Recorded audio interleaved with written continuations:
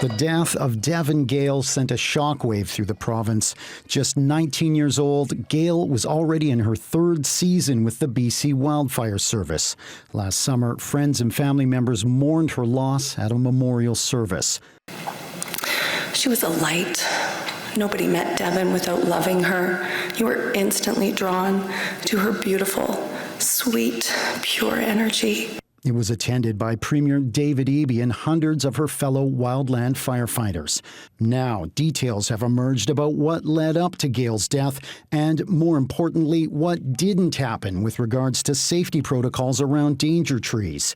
A WorkSafe BC report says Gale was using a chainsaw to cut a log on the forest floor when a burning cedar tree fell and killed her.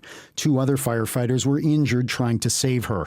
The report lays out the missed safety steps prior to Gale's death, including that firefighters brought up concerns to their supervisor about the burning tree, but despite this, the burning cedar was not assessed, and instead workers were told to use a heads-up approach to the burning cedar and stay away from it if they were uncomfortable working around it. The report finds there were several young or new firefighters on the crew, but there was no documentation they received the required young and new worker health and safety orientation or new recruit boot camp training before being deployed to this fire.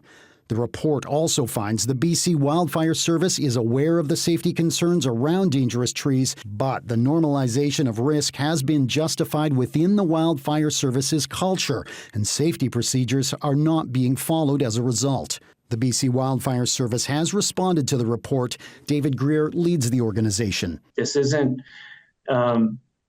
gross negligence by certain individuals. This is a whole of this is the whole of the organization that needs to look at this and do the right thing. On Wednesday, Premier David Eby said he's directing the Wildfire Service to implement the report's recommendations. It was a commitment that I made to Devyn's family, was that this death of a remarkable woman with all the potential in the world would not be in vain.